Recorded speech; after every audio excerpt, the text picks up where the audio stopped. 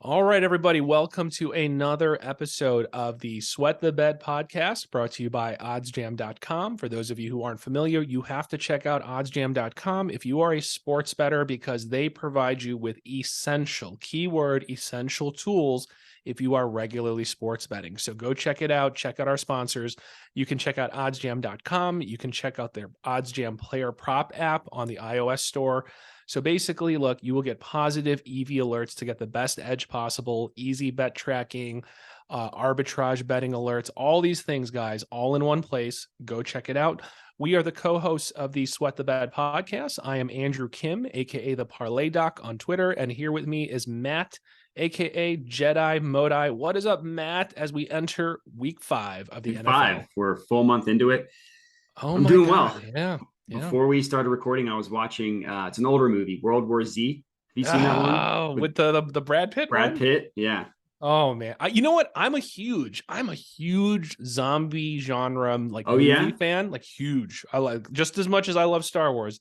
I'm a big zombie guys. It's just zombie movies. It's just God. It's like there's so many movies that have such potential, and there's always something that lets me down about like the zombie movies. Like nothing like I like the premise of World War Z and some of the scenes and the cast is awesome, but it's just like God, they had to use some terrible CGI, and like it's just like. If they could up that part, I feel like that would have been one of the better like zombie films. But like that's the only knock I have on that movie. Is just like why it was like one of the weirdest, corniest. Like it was like almost like I Am Legend level, just cheesy CGI. Some of it was the zombies got like, especially the scenes when they're like they're climbing the walls of like Israel. I'm like, I was like, what is going on here? I'm like, this is like terrible CGI. That's like, Have you seen Train to Busan? Yeah. That's probably honestly, in terms of quality, that's probably the best zombie movie that I've seen. I'm not a huge zombie guy. Like I don't dislike them, but I don't seek them out. If they're good movies, I'll watch them. But I just walked out in my office and my girlfriend was watching it, so I popped on it right before we were recording and finished it. It's a good movie, but yeah, I see what you mean. Yeah. So, all right, guys, here's the exciting part where we're going to get another week of NFL. I'm actually a little sad. It's so weird because I'm like, are we getting that deep into the NFL season? Like we're already right. It's this year feels like it's going fast. I don't know. I feel like it's going quick. And I'm like, wow, we're already getting there into the thick of almost getting close to the halfway point soon. I can't believe it. I mean, we're a quarter, I guess. Not technically, we're a little bit less now that they added a 17th game. Like, not quite a quarter, but basically for all intents and purposes, a quarter of the way through the season. It's weird because, like, I feel like when the NFL season first starts, you're like, oh, it's early. Yeah. I never know when we can't just use it's early excuse anymore. You know what I mean? It's like it's because 4 weeks, 4 games doesn't sound like a lot. Yeah. But then when you think of a normal season, like 1 month into the season for the NBA is like 10 games. For baseball is like 25 games. Exactly. So it's then that's the weird part about the NFL is just how little games there are.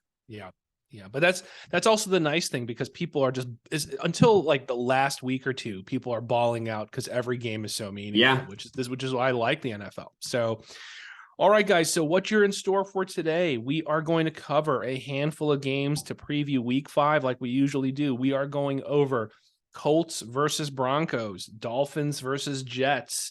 Then we got, what do we got here? We got Cowboys at Rams, Bengals at the Ravens. And to wrap it up, Raiders at the Chiefs. Those are the games we're covering today. So we're going to go over our general, sense of the leans of what we feel good about with money line, spreads, totals, what other just kind of angles that we see that stand out. And then we're going to wrap it up with our best bets. Matt's still rolling, guys. Matt's doing well. I'm struggling, but I'm determined to pick it up this week, guys. So stick around at the end. We're going to give each of us are going to give 3 of our best bets at the end. If you've been following us on Primetime, though, I will say we've been doing pretty decent. Pretty decent.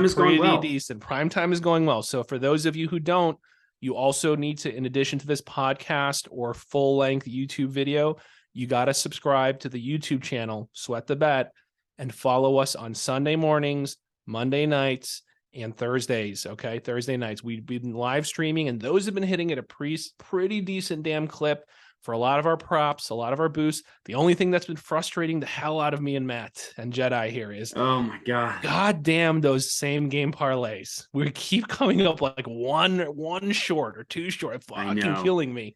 We'll get one. We'll get it. So let's kick it off with our traditional sweat, no sweat. I got one for you right here, Matt. Whew. Since it's not a game we're going to be talking about, Mitch Trubisky, sweat or no sweat. Mitch Trubisky is going to be traded pretty damn soon, and there is going to be a buyer. There will be a buyer. As much as you and I have ragged on him, and trust me, I'm a Bears fan, and I've ragged on him since he's been a Bear, but someone's going to be a buyer. So sweat or no sweat, someone will be a buyer and pick up Mitch Trubisky before the trade deadline from the Steelers. That's a sweat. I think no way. I mean, you're trying to go through. I mean, an injury always happens, but I don't know. I think like we saw him be a backup for the Bills last year. And then people gave him a shot to be the Steelers quarterback this year. He was dreadful. He was so bad. I can't see a team giving him a shot. I just can't see it. I'm trying to go through of like, I mean, an injury you obviously can't predict. So we need to talk about that. But who is like a quarterback away? Steelers are a quarterback away, but they have Mitch Trubisky. Maybe the Panthers. But like if they go from Darnold to Baker to Trubisky, I mean, there is not a sadder set of quarterbacks in the entire NFL. Just first round bust after first round bust. So follow-up question, do you think both offensive coordinators and Mitch Trubisky moving forward, because clearly he's a backup at best, and I'm being gracious there, right? So, and I like the guy. He's a nice guy, and I liked him from a personality standpoint when he was a Bear, but is he better served to just retire his arm and just become Taysom Hill 2.0 and just say, it is what it is. I'm athletic. I'm pretty big and strong. I can run. And you just create Taysom Hill type packages for him to come in for design runs. And that's his role as almost like a tertiary, like third string QB with a special run package. Hybrid. And that's what he's for. Maybe he's going to throw you a tiny crossing route, 6-yard pass at best, but really you're bringing them in for those fourth and ones and 4th and 2s where you're going to go for it or 3rd and shorts, and you're going to bring them in for a specific design run pass. And that's going to be his role moving forward. Just relegate yourself, just accept the fact and just embrace it and be the next Taysom Hill. Yeah, I don't think he's that good of a runner. I don't think he's as good of a runner as Taysom Hill. I think it's like that I agree with that. Taysom Hill's a beast. He's a beast, and Trubisky is athletic for a quarterback. When you put him in like the not necessarily running back, because that's not what Taysom Hill is, but when you put him in the run first type thing, like he's not as good of a runner as Jalen Hurts or Lamar Jackson or even Josh Allen. So I think his role, like if his teammates like him and like, he plays nice being the backup quarterback, which he seemed to do for the Bills last year. I think his role moving forward is like a Chase Daniel type, someone that's just a career backup. Teams seem to like him. Like, I'll take him over Chase Daniel, but yeah, I mean, Chase Daniels, that guy is he's just like the king of the NFL. The fact that he's never played and he's made a ton of money. That guy is, I don't know. Did you ever watch Blue Mountain State, the TV show? Oh yeah. I've seen some of it. He's the Alex Moran of the NFL. Yeah. It's not a bad gig at all. Not a bad gig. No, I mean, to make that much money to never play. Yeah. It sounds like the dream. But you soak up the playbook. You be almost like a coach on the field. You help the quarterback and let them know what you're seeing. You stay ready. I mean, that's a good gig. Yeah. All right. So what do you got for me, Matt? What's your sweat, no sweat for Well, speaking of the saddest quarterback room in the NFL and the Panthers, Matt Rule is the first head coach fired this year. Oh. Sweat or no sweat? Oh, first. I'm just rolling my head through the coaches right now. So coaches that are probably going to get fired. He's one of them. Yeah. Cliff Kingsbury, their guy, he's gonna go. Nah, they still love him. They still love him. I think. Oh my God, he's so bad. Well, I'm not arguing that part. I just think I don't know if there's that kind of. Is there that kind of like hot seat tension right now there? I mean, fans, yes, I'm talking front office and they just extended him in the offseason. Well, that's what I'm saying. That's so probably not. But like That's my point. Yeah, I think stinks. he's pretty good with. Yeah. I mean, no, yeah. This is a hot take. I could see the Bengals head coach getting fired if they don't make the playoffs this year. Yes. So, but I think first, yeah. At this point, I'd say no sweat. I'll say no sweat. I think so. I think it's in the cards right now. He could get fired at the end, like after this week, like after this game. I think if depending on how they do, and they could just get slaughtered. That I could see it even as soon as this week. Honestly, they might want to shake it up, whatever that means. The whole concept of let's just shake it up, which is probably not the best idea when you just revamp mid-season. But I mean, they have a good roster. But Baker Mayfield's terrible, and they keep like just trying these these old first round flame out quarterbacks that we know aren't good, but they're like, oh, we can fix them. Yeah. No, I'd go no sweat. I think he's the front runner. If there were odds on that, I'm sure it'd be like minus 300 something. I bet on some offshore book you could probably. I'm sure those odds exist on some offshore book. All right.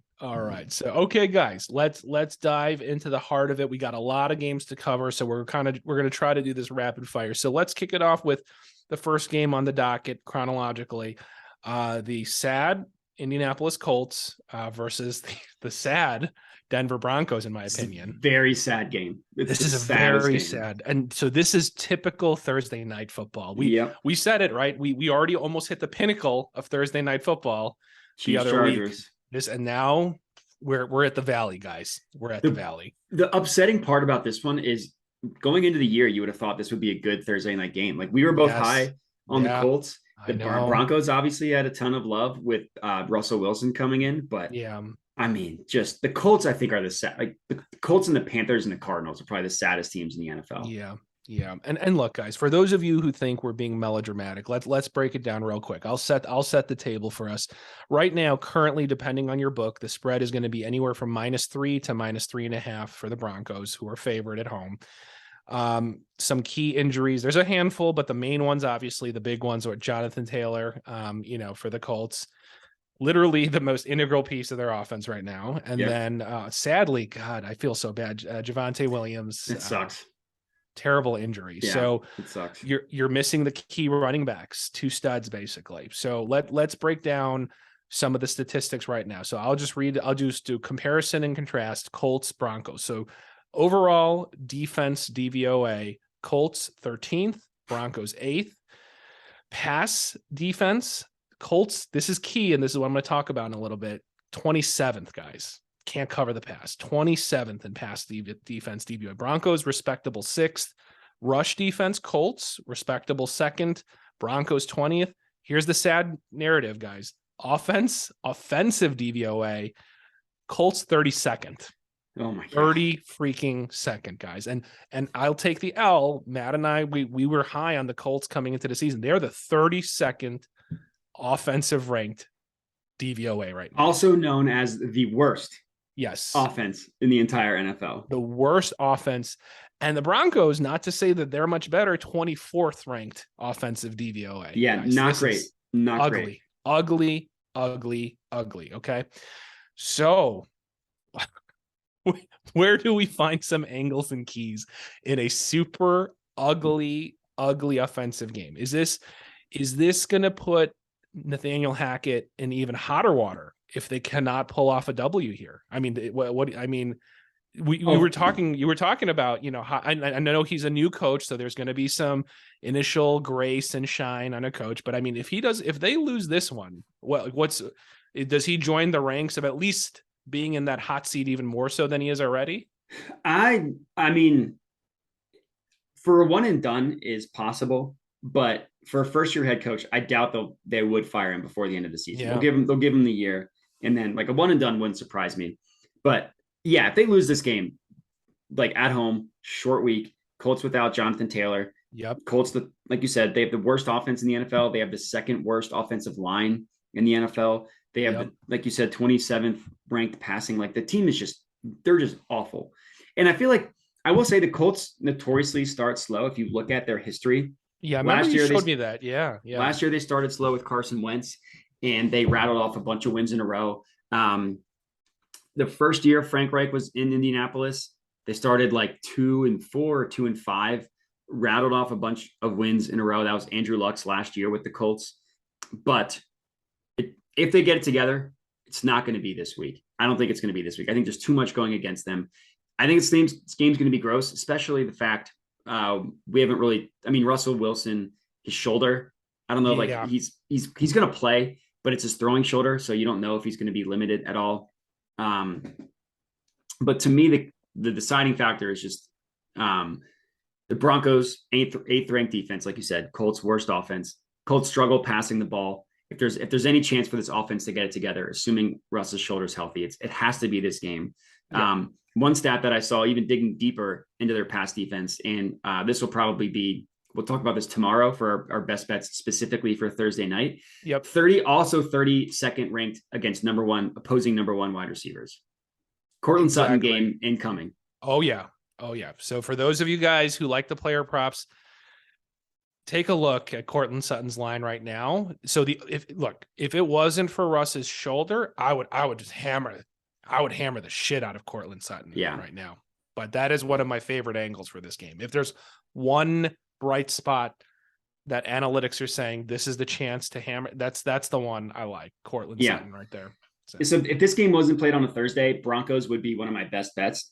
But I mean, for a third, I know our best bets are normally for Sunday or Monday, but I rarely put 2 units. I put 2 units on Broncos money line on this one. I risked 200 on the Broncos money line. I thought about taking their spread, but I got a pretty good line on their money line. It was plus EV when I got it. Yeah. So I hammered it for 2 units. I would really, I mean, I've been surprised before and I will be surprised again, but I would be shocked if the Colts managed to pull this one out. Yeah, basically same thing. I think this would take Russ leaving the game early, and for whatever reason, if Nathaniel Hackett decides we're just going to keep running when you have a clear advantage versus a horrible pass defense, I actually think, as odd as this sounds, that Javonte Williams being out, of course, I feel terrible for him, but I'm saying for this particular game and this matchup, it might actually help the cause for Denver. If it forces them to throw, then yeah. Forces them to throw, and if they're not stupid, they will take advantage of the advantage and edge they have in the passing offense versus passing defense. And for that reason, I feel like it would defy analytics and it would defy statistics and logic for Denver to not win this game. That I am going to take them on the spread, and I am going to take them at -3. You could still get -3 on PointsBet. Everywhere else right now, it's shifted to 3.5. So I wouldn't touch it there, but I would still take it at -3. And I am going to take it at -3 on PointsBet right now. So yeah, you're right. Every other book, you can get it. I mean, it's a little bit juiced, but you can get it at -120 at -3 on BetMGM. On Bet, yeah, you can get it for I just blocked it in. -115 at -3 on PointsBet, unless it shifted already. So, no, yeah, I was just looking at okay. I was just looking at other books aside from PointsBet, yeah, but yeah. No, we're in agreement there. We don't need to belabor the point on Thursday Night Football. It's going to be gross. We're going to watch it. We're probably going to have a SGP lose by exactly 1 leg on the last play of the game. Probably. So, all right, guys, next one. Dolphins at Jets. So Dolphins 3-1 came back to earth finally. God, the Tua injuries, good Lord. And then Jets 2-2, surprisingly. So right now, roughly most books have the spread -3 for the Dolphins. So let me break down the stats and I'm going to throw it over to Matt to get his thoughts. So Dolphins defense DVOA, not so great, 28th. Jets 25th. Pass defense, both are terrible. 27th for the Dolphins, 29th for the Jets. Rush defense, respectable for the Dolphins, 4th, 14th for the Jets. And again, this is the huge discrepancy, guys. This is where there's a differentiator. Dolphins offense, 2nd, Jets 23rd, guys. I mean, you're talking top versus bottom. Okay. So what are your thoughts? What are your initial thoughts on this game about the Dolphins and the Jets, Matt? Yeah, I really went back and forth. Like I struggled with this one. And I know me and you were talking about it before we started recording, but I just have a bone to pick with the NFL, the fact that you can't look at box scores by half or by quarter. You can do it so easily on NBA.com. The NFL is so archaic in their statistics and their advanced stats. So I would bone the pick with them. So I tried to look at Zach Wilson first 3 quarters versus fourth quarter because they scored 14 points on they scored touchdowns on 2 straight drives to end the game. Yeah. And they're down by 10. It's like he came alive in the fourth quarter. And I wanted to see what things looked like if they just got unlucky the first 3 quarters. Cause I didn't really watch a ton of that Jets game. I watched the Eagles game. So that's what I'm wondering. Like, did Zach Wilson figure something out in the fourth quarter? Or was it one of those things where like the Steelers played prevent defense and they just couldn't get out of it? You know, we've seen that all the time where a team goes in prevent and then they just can't shake whatever funk after whatever. But I mean, it's funny. Like if you look at these 2 teams, Dolphins should probably be 1-3. If you look at 2 of their wins, like the lucky win against the Bills, coming back by down like 28 against the Ravens, and the Jets probably should be 0-4. 0-4 in my opinion. That was going to be my point. So who knows? Yeah. I mean, like Dolphins offense probably won't miss a beat with Teddy. Like he's a pretty good game manager. You get the ball in the hands of Tyreek Hill, Jalen Waddle. You let them just rack up yak. So I struggled with this one. I'm not confident, but I settled on the Jets. I got them at +3.5. So I got that extra half point to get above a field goal, which was the deciding factor for me. No, definitely. I mean, look, everything you said. I mean, for me, if it wasn't for 2 brutal collapses by the Browns and the Steelers, the Jets they're 0-4 team, and that's how I view it. And you can argue back and forth with all the defensive statistics. For me, the differentiator is the Dolphins. And yes, that was with Tua, but the Dolphins overall, with their weapons, at least, they're still the second best offense. The Jets are not a good team, literally are not a good team. And as exciting as it was, for Wilson to return, to bring them back to victory with a fourth quarter comeback, I think if anything, that's giving us a slight discount on the Dolphins, and people are factoring in that hype. So I think, look, obviously Bridgewater is in the role he is because he is who he is, but I also think he's decent. I think he's an average, solid, maybe vanilla, but he's okay fine quarterback. And here's the strange stuff. So if you're talking from a gambling thing, and look, I don't put too much weight into it, but it is an actual fascinating one. Bridgewater as a starter, 42-20-1 against the spread. Wow. I mean, I'm just shocked. 24-6 on the road against the spread. Again, don't put too much weight. I'm just saying though. I mean, that's interesting. It's pretty interesting. Okay. Here were his stats last game. And again, he came in partway through because the brutalness, terrible what happened to Tua. 14 out of 23 passing, 193 yards, 1 touchdown, 1 interception. So look, he was still able to utilize the weapons that the Dolphins have. So for me, I'm going to be on the opposite side. I wish it was like 2.5 or something, but I am going to take Dolphins -3 and a confident -3. Wow, confident -3. Confident. Maybe Zach Wilson is great, but until he proves it to me otherwise, I still just see the Jets as a horrible team. And in my mind, they're 1-3 or 0-4. And I know the record is the record, but those are some weird circumstances that in my mind, they're an 0-4 team with a 23rd ranked offense that I think you can't, this might be a high scoring game. So I actually think, looking at the over might be decent, but I don't think the Jets can outscore the Dolphins with the weapons that the Dolphins have. I mean, that's fair. The Jets have like you said, 23rd offense, 25th defense. Like they don't do a single thing well. They're bad on offense and they're bad on defense. But they do, like, I will say, if Zach Wilson is good, the Jets have pretty good weapons. Like Garrett Wilson is a stud. Elijah Moore is a stud. He's good. Corey Davis, I'm not going to call him a stud. He's fine.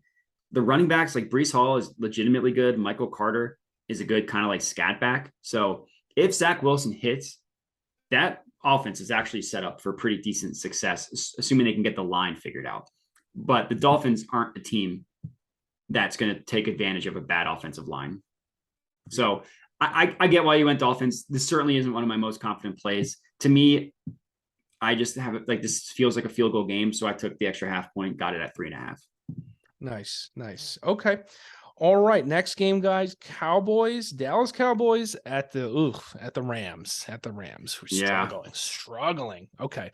Before I even get into stats, my first question for you is Allen Robinson alive? Have you seen where is A-Rob? What I just don't understand. Is it and I'm being serious here. Is it okay? Because the fans in the gambling space and just NFL fans are split down the middle. Okay. It's like some are like, look, he's as slow as molasses. He can't get any separation. They should have known he was what he was on the Bears. That last year wasn't him being checked out. He's just not a good receiver at this point. And other people are like, look, you have Stafford he's locked into Cooper Kupp and he's going to force feed Cooper Kupp. So it's not Robinson's fault. And they'll point out plays where he's wide open, but then they'll point out other plays where he just literally can't get any separation. So it doesn't even matter if he went back past read number one. What is your take? Is it more of the A-Rob problem, or is it a Stafford being locked into Cooper Kupp problem, or it's equally 50-50? I think it's 50-50. I think the problem, I think he's probably toast. At this point, I think there's enough evidence to assume that he's toast. But, we'll talk about this with our game preview.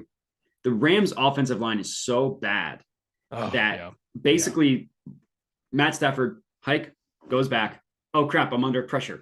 Throw it to Cooper Kupp. He's my hot read. Or like Tyler Higbee is the only other one that's doing something in that offense. So to me, he probably is toast, but it's that offensive line specifically against the pass, which is holding back the Rams offense more than anything else. I think if they had a good offensive line or even mediocre, I think Allen Robinson would be better, I guess. Like, I think because he's not Stafford's first read, he has to go through his progressions, and he doesn't have time to go through his progressions because he's always under pressure. Yeah. So he just goes to Cooper Kupp or Higbee. Higbee's another one that, he missed him in the end zone, which hurt on Monday night. Yeah. But yeah, they miss Odell. They miss Robert Woods. Yeah. No, they do. So let's set the table for this real quick. So right now, roughly, again, give or take a half point, Cowboys are plus 5.5. Rams are minus 5.5 favorites. And look, real quick, this is not surprising. Cowboys defense 5th in defense DVOA. They got some beasts on the line. Rams 18th. Pass defense, again, respectable. Cowboys 5th. Rams 25th in pass defense DVOA. They stink. Here's one, and this one is weird. So I wanted to get your thoughts on this in just a second. Rush defense DVOA. Cowboys 25th. Okay, and then Rams 3rd. Offense, both not the best. Offense, Cowboys are 17th. Rams, good Lord. Rams are 26th offense. Oh my God. A McVay offense, 26th. Oof, good Lord. But what is that? The Cowboys run, because you think Cowboys defense and your eye test says Parsons, and obviously Parson frees up Lawrence. They're like two monsters just like harassing everyone. But then the rush defense, they're getting gouged a little bit, which is weird. That's I don't know what to make of that. How you have the 5th ranked defense DVOA, and I know this is weighted, so you're not looking at absolute raw data, but it's strange that they're ranked 25th specifically in rush defense DVOA, right? Yeah, I think it's because the NFL generally values the pass. So if you can, let's say you're, not perfect, but like if you're above average against the pass, if you're below average against the run, they'll weight that higher to being good against the pass. I also think Parsons, as electric as he is as a pass rusher, he's not a great run stopper. Like he's a little bit slight for a defensive end. Because if you remember, he came in as a linebacker. Yeah. And then they had a bunch of injuries at end. So they put him at end, and they're like, oh, wait, he's got Hall of Fame potential at defensive end. We'll go ahead and keep him there. Lawrence was generally better at as a run stuffer at defensive end, who's still a good pass rusher. But Parsons is almost solely pass rush. And the Cowboys also don't have good defensive tackles specifically, which you kind of equate them more, unless you're like, aside from like your Aaron Donalds, who are just like electric pass rushers up the middle. Generally, defensive tackles are more run stuffers, and that's where they struggle. They got gouged by Saquon Barkley last week. Not super surprising. 2 weeks ago, Mixon had a decent day against them. So, that doesn't concern me for this specific matchup because the Rams can't run the ball. The Rams stink. They do. Yet McVay is just stubborn. He is stubborn. It's stubborn and will not give up on it, though. I was watching when they won the Super Bowl. I was so annoyed. Every single play, run on first down, run on first down, run on first down. And then they're like, oh, wait, we're down in the fourth quarter. I guess we'll have to pass. And it happened the same thing in the NFC Championship game. They were down by 10. They're like, oh, we have to pass. Guess what? 2 straight touchdowns. Yeah, I know. For someone as good as like an offensive architect as Sean McVay, I don't understand this obsession with running it on first down. It's the same thing. We talked about this. The Bengals head coach is the same thing. Yep. So, and he's the McVay guy. He's in the McVay tree. I don't know what, like, they're kink. It's like they get off, like, okay, 1st and 10, run. And then you have, if you have a poor pass protecting offensive line, guess what? Putting them in 2nd and 3rd and long is just going to make that weakness even more pronounced. So, yeah, I mean, like, my main takeaway for this game is, are we sure the Rams should even be favored? Are we, like, why are the Rams man, the Rams money line is minus 225? No way. Why? No way. Why? Touch that. Don't touch that. Don't touch but that's that. Like, not even from a betting perspective, just like it feels like a trap why the Rams are this big of favorites. It literally feels like Vegas is begging you to take the Cowboys, or they're still not respecting Cooper Rush enough. Which, like, that's probably a sentence no one's ever said in the entire world. I'm probably the first person that's ever said this combination of words. He's not bad. He's not bad. No. I've become a Cooper. I like the narrative and the story and him coming. I like it. I like Cooper Rush. He's been fun to watch. And it sounds like, Dak's they're not clear. I mean, for what it sounds like, they're not going to have Dak play. So it sounds like he's out. He's officially out. He's officially out. So it's going to be a Cooper Rush game. I agree. I mean, look, I'm staying away from this one because but if I had to bet it, and I'm not going to claim later that I did, but I would probably just take Cowboys on the spread because I don't have much faith in the Rams offense. I really don't. And when you're going to, the way that they could not handle the pass rush and that front from the 49ers, I don't think it's going to get any easier against this front. It will not. It will not. So I think we're going to see, at least on the offensive side, we're going to see similar struggle, similar pressure. Like you said, just force feeding Kupp, and maybe that'll be enough. Like maybe that'll be enough if Kupp is just superhuman and he racks up 170 yards and 2 TDs and someone else steps up and gets 1 TD. Maybe that'll be enough. But so it wouldn't shock me. But I don't have enough faith from what I've been seeing with them that I would feel comfortable putting anything on their spread or money line. If anything, if I had to, I'd probably just go Cowboys, honestly. Spread it's the Cowboys spread to just cover that, basically. Yeah. So. I mean, I wouldn't even hate sprinkling a half unit on their Cowboys money line. Yeah, I don't understand why. I wouldn't blame you. I wouldn't blame you. Like, is it just, the Rams just won the Super Bowl, like too much faith in them because it's just won the Super Bowl? Is it lack of faith in Cooper Rush? Is it just like teams, like the betting markets not catching up to the Rams not being good? Like, I don't know, but it's going to be the game where A-Rob shuts us up, man. The A-Rob rising from the ashes Phoenix game. That's what's going to happen in this game. So honestly. All right, guys. So let's move on to Sunday night. This one I'm excited about. This one should be a fun one, guys. Or at least I'm hoping it's going to be a fun one. So Bengals at Baltimore. Bengals at the Ravens. Currently, Ravens are -3 favorites. Total set at 48.5. Let's go through it real fast. Still, it just surprises me. But Bengals defense 7th, Ravens 16th. Pass defense 8th. But Ravens 14th, Bengals are 7th in rush defense, Ravens 22nd. So respectable defense for the Bengals. Here's the difference again. Offense. I don't care. And I know I had some weirdos texting me saying you're ragging on Twitter about the Bengals, but I needed the Bengals. I wanted the Bengals to win. So me ragging on them was me just being upset that they weren't being an offensive juggernaut and saying, you're an idiot. Look at their pass yardage accumulation. Dude, they had like 2 bombs to against a rookie corner. And if you factor those out, they were not in rhythm and they did not look good in that way all year. I don't care what anybody says. You can't just look at the box score. You got to see what happened in that game. And it's not just me. This is the DVOA saying they're the 27th, guys. 27th offense. And we were talking about the Rams sucking at 26th. We were dragging on Denver, sad Denver at 24th. The Bengals, even with all of their star-studded receivers and weapons, they're 27th, guys. Okay. So it's not me being biased. Numbers don't lie. 27th offensive DVOA. So you can't just look at those couple sexy bombs. They're out of rhythm and out of sync right now versus the number one offense, the Ravens. And that's after 2 straight wins. They won 2 straight games, and their offense is still two wins, and you're 27th. Look at the defenses that they've beaten. The Dolphins, 28th. The Jets, 25th.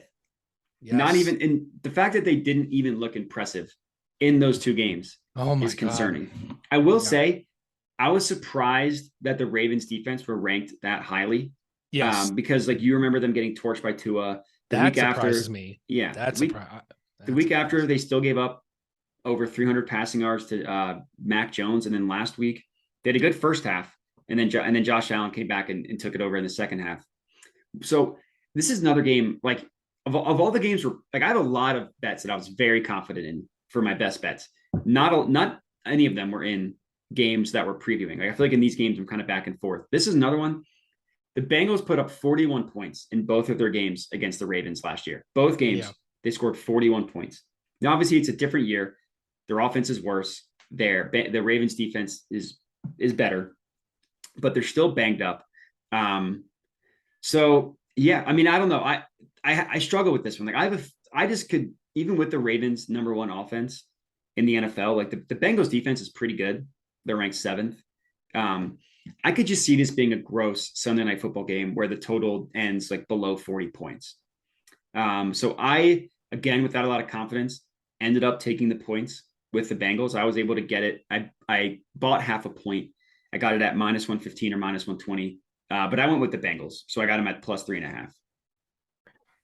So, yeah, so you're right. I mean, I'm, I don't know how much the Ravens defensive rankings, because they're weighted, right? You're weighing them against the strength of your opponent. So I don't know how much went into it because yes, although they lost and they let the Bills get 23, it's the Bills, right? So I think because of the strength of that offense, I wonder if they weighted it towards, well, we're factoring in they played against a good team recently. Because look, if you look at the raw stats, this is what's matching yours and my eye test, right? Because I'm shocked at that 16th ranking, 30th in yards per game allowed. Okay. 25th in points per game, 29th in yards per play. So raw stats match up our eye test. We're like, they're struggling, right? They're struggling on the defensive side. And so that's the difference sometimes when you look at those DVOA stats versus just kind of raw stats. And right now the raw stats match up my eye test. And I'm seeing what you're seeing. Like they're struggling at times and they've collapsed, giving up big leads, right? Twice and now. Not being able to stay twice now. Yeah. So the key here is, can the Bengals get the passing game going early versus, I don't know. Like we said, the McVay tree stubbornness of run, even when you're getting stuffed, right? Yeah. And so I don't know.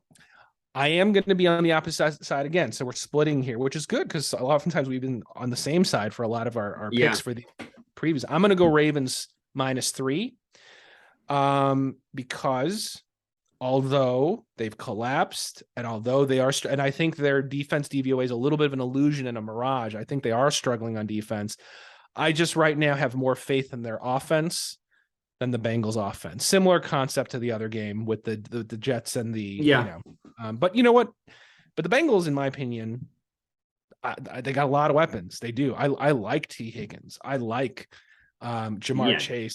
Boyd. Yeah. I mean, they got good weapons. They're awesome. It's just, I don't know what it is. They just can't get in sync. So until they show me otherwise, that they're rocking and rolling from first quarter through fourth, I will roll with the Ravens one more time and see if they let me down. So I would go Ravens -3 on this one, in my opinion. So yeah, that's fair. I will say we haven't talked about this yet. The injury to Rashad Bateman could be a big deal because he left early in that Bills game. And then like we talked about, they scored 20 points in the first half. They didn't score at all in the second half.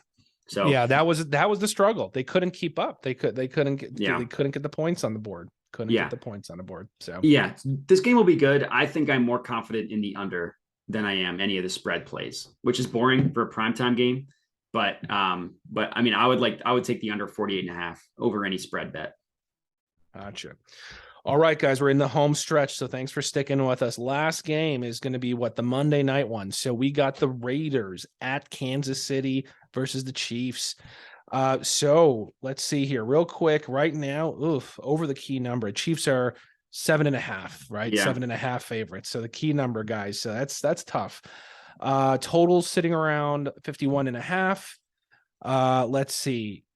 Real quick, I'm not going to read through all of them for the sake of time, but the real differentiator here is the offensive rankings. Kansas City is rocking and rolling, guys, on offense. They're minus the fluky loss to the Colts. They're rolling. Their offense is 5th. Disappointingly, I really was excited for the Raiders. They're 20th offense versus the 5th offense. That's the simplest way I can put this for you guys. And KC, I'm still shocked, just like I'm shocked. The Bengals, respectable defense, still kind of in the top 15, right? Respectable defense. Yeah. So. I mean, I thought it was kind of funny last week. The Chiefs offense was ranked 10th. They jumped up to 5th because they just smashed the Bucs defense, which was previously ranked number 1 in DVOA. And I will say, both of us, take a bow, said, smash that KC line because there was no reason it should have been. I wish we just made it a best bet. That's I don't know why. And we were strong about it too. And we both of us actually bet money on it. And I bet it's like it played out the way we thought. And we're like, this is just weird that this is this close. And and Casey just demolished them. So I mean, their offense literally jumped 5 spots from 10 to 5. Yeah. And the Raiders, like, I mean, I gotta take an L on the Raiders. They were a team that I was high on. I talked about it a ton, how I thought they had sleeper potential. They're 24th in DVOA, 20th on offense, 20th on defense, 20th on special teams. They don't do a single thing well, not a single thing. Yeah. And like, I did find this funny. I was looking up like the history between these two teams. They played twice a year. The Chiefs have won 8 of their last 9 games against the Raiders. Last year, they put up a combined 89 points against the Raiders. Now, obviously, it's a different year, a different team. I'm not sure this year's Raiders team is better than last year's Raiders team, which is concerning. I think the Raiders, like, they got their first win last week against the Broncos. Not the most impressive win in the world. And something tells me that it's one of those things where it's like they put in so much effort, almost like when the Chiefs lost to the Colts. It was like the Colts just did everything they could, just needed to get a win. Kind of like the same thing with the Raiders last week. And I just worry that I think this has like beat down potential. Like the Chiefs, I got them at -7 on points bet. Yeah, points bet at -107. You can get the Chiefs. It's not one of my best bets. I'm sure I'm probably going to regret it, but that's another one that's like a hammer for me. The Chiefs -7. Yeah, and everything you said, there's really not much. There's not a lot deep digging to do. If you can get it at that 7, right now it's at 7.5. But if I had the chance and I see it ever fluctuate back to that key number of 7, I would take the Chiefs at 7 as well. So yeah, that's what I mean. You can get them at 7. Oh, right now on points bet -107. Oh, that's okay. That must have. I saw them at 7.5 at most places. So I think it did. I think it did shift. Then I'll right after our stream here, or right after our recording, I'm going to take the Chiefs -7. I like that just because I was just hesitant because of the 7.5. The touchdown's important. Yeah. But yeah, I mean, for all those things, we don't even need to analyze. We know what Mahomes can do. Him and Kelsey have not missed a step, in my opinion. And the running backs are playing well. I'm surprised that Edwards-Helaire is just, I mean, he's playing an integral role. He really is. I mean, he's been amazing. He's been very efficient with his touches. As much as he's frustrated me in the past, this year I can't say much about him, that he's efficient. Finally, so, yeah. That's the one thing with finally. Yeah. But yeah, for all the things Matt said, there's nothing. I'm just going to be repetitive that I'm just, to me, clear cut. This is Chiefs. So exactly. So. Okay, we made it through. So we're gonna go over best bets. So let's go over our records because we're keeping track here. And I'm sorry, guys. I'm sorry. I know I've been saying we've been doing good in prime time, but my quote unquote best bets with air quotes, I'm a sad 4-7-1, guys. I'm not trying to hide anything here. Just very disappointing. I wish the Bills had covered the -3. That was so effing brutal that they on the 2 yard line, 1 yard line, they didn't go for it. Kneeled. Oh, all you had to do is QB sneak, guys. I know, which is tough because that's the right football play. But for someone that had the Bills points, you're like, no, score. What are you doing? Yeah. God, because it just sounds a lot better. I'd rather be 5-7 than 4-7. It just sounds a lot better. But Matt, on the other hand, is still rocking and rolling, even with some tough pushes here and there. 7-3-2, guys. So really, I mean, just you're talking 7-3. So that's not bad at all because you get a couple pushes. So that's nice. So we're unfortunately the inverse. So hopefully I can pick it up this week, and Matt keeps it rolling. And between the two of us, we kind of bring up this record a little bit, guys. So, all right, Matt, so why don't you kick it off? What's one of your first bets bet? And we'll just kind of go back and forth. Sure. So I mentioned this when we did the preview. Broncos money line is not one of my best bets. I just want to reiterate that I love that one. So I think it's right now minus 165 on DraftKings. You have to accept some juice. I think that's worth it. So I'm just throwing that out there. One of my best bets, not to come across like a homer, Eagles -5. Okay. I mean, I talked about Cliff Kingsbury is just a dreadful head coach. The sign of a good head coach, a good schemer, is teams that get out to fast starts. Like the head coaches script their first 15 plays. You'll see Andy Reid, you'll see Doug Peterson, you'll see, I mean, Sirianni does it. I can't think of another example, but the good head coaches script their first 15 plays. The bad head coaches also do that to no success. And the Cardinals have the worst first half offense in the entire NFL. The Eagles have the best first half offense in the entire NFL. The Eagles defense, I'll take an L there. I thought their defense was going to be terrible this year. I thought it was going to hold them back. The defense has been phenomenal. The defense has been amazing. And talk about the Cardinals, another team that can't do anything well. 22nd offense, 29th defense, 23rd special teams. Just not a single thing. And Kyler Murray, as talented as he is, I'm guessing the new Call of Duty is probably out because he's been struggling. So Eagles -5. I put a unit -112 at Bet Rivers. I'm not sure what it's at now. I'll check as we're talking, but that is my first best bet. Sure. Well, and look, guys, I want to be clear here. Matt and I, we actually don't share these on purpose before our episodes, but this one, and this is no surprise to you because I'm a Chicagoan, but apparently I just love Philly so much that I do have Philly. I also have the Eagles at -5 that I caught early on. So I do have Eagles -5. We didn't talk about it at all. We didn't even talk about it on this show. So we both were on the Eagles. So I'll kick it off with my second one. So we're both on the Eagles. I do like the Broncos and not just the money line, but the spread. So hopefully you guys catch this episode early enough to catch this one. That to me, this is make or break. If they cannot cover effing -3 versus the Colts with no Jonathan Taylor, and I don't care that Russell Wilson has a right shoulder problem, throw it with your other hand. I don't give a shit. Just fucking cover -3 at home in a pretty important game where you got to beat a team that sucks. The last place offense. If you don't cover this for me, okay? If you don't cover this -3 for me, I'm going to be so pissed, guys. And if the Broncos don't cover -3, I'm going to punish myself. And on one of our upcoming live streams, like next Monday, I'm going to do like one of those spicy one chip challenge at the end of the stream just to punish myself. So you heard it here. There we go. If the Broncos don't cover -3 tomorrow, not even a push, I'm saying cover this damn thing and win one of these best bets for me.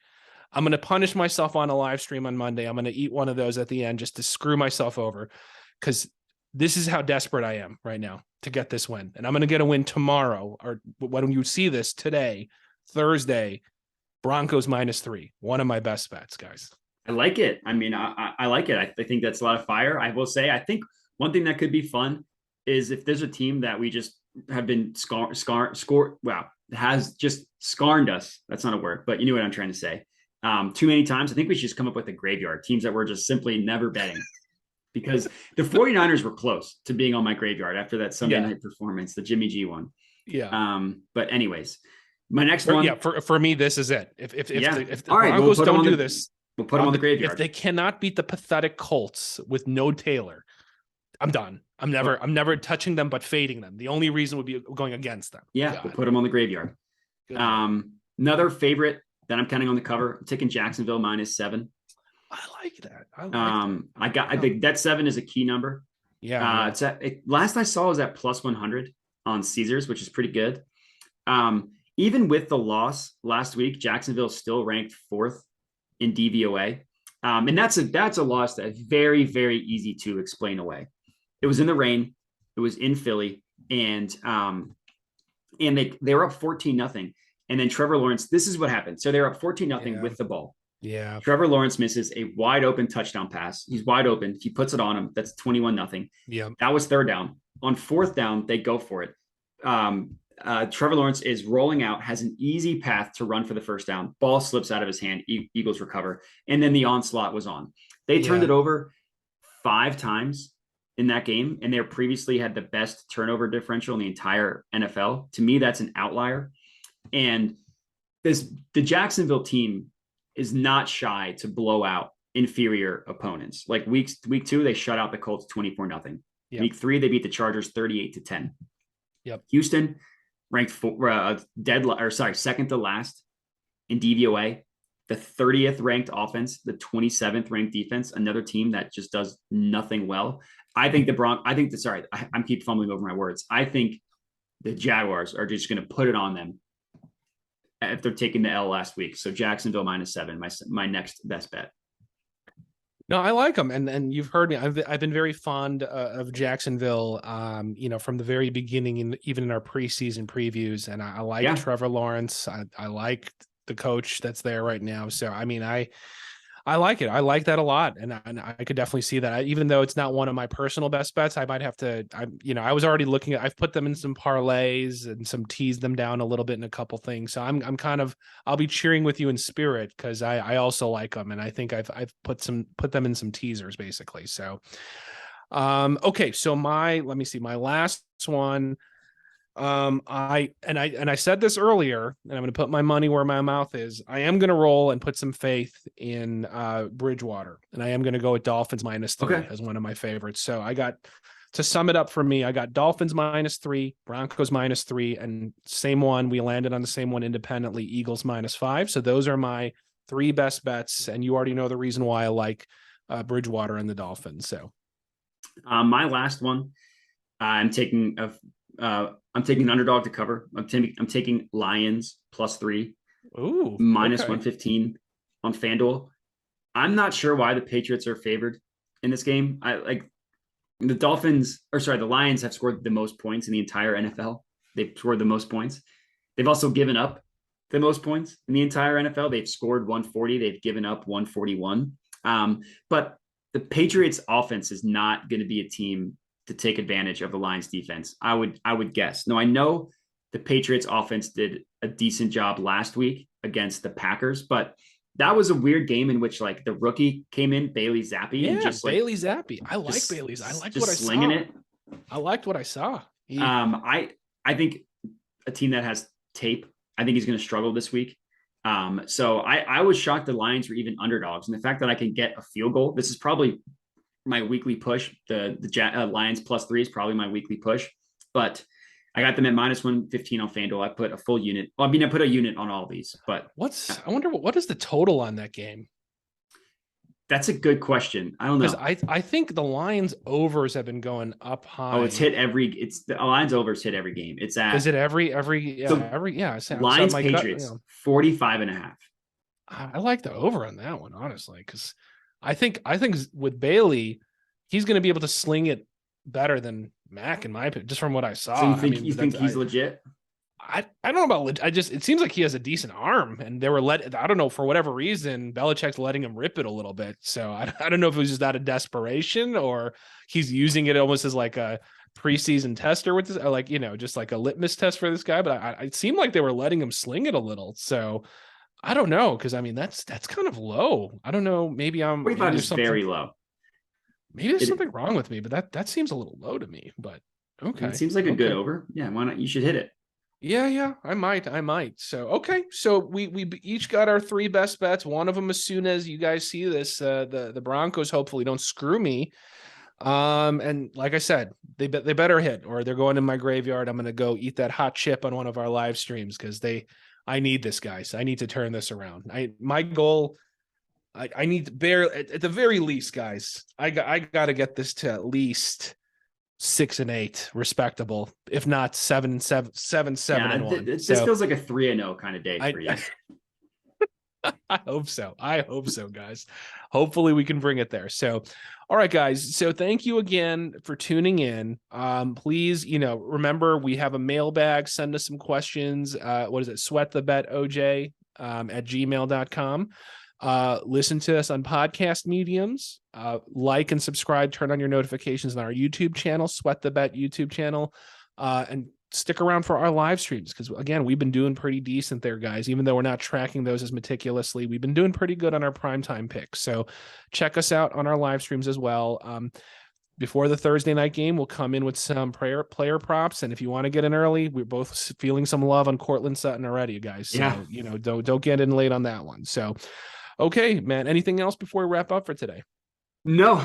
Last thing, I know we don't really ask this that much, but rate, review, subscribe. The only reason I bring that up is because I was going through the Apple ratings just because I was curious. We've been getting a lot more listeners recently, which is nice. We appreciate you guys. So I was checking to see if people left us a review or a rating, and one guy left us a 1-star rating with no comment. So whoever hates us, just come out of the woodwork. Let us know what you hate about us. What are you, not an Eagles fan? Too much talk about the Eagles? Whatever it is, we're open to feedback. So whoever gave us a 1-star, just let us know what's up. They're probably rating my picks, but that's all because it's gonna turn around, guys. That's fair. That's gambler's mentality. So I'm gonna have faith in my degeneracy. You'll turn around. Yeah, we have faith. Even out, guys. So cool. Yeah. All right. Well, thanks for joining another episode of Sweat the Bet. And like I said, stay tuned. Keep your notifications on, and we appreciate the support, guys. Follow us on Twitter, ParlayDoc and Jedi Modi. Until next week, guys. Thanks, guys.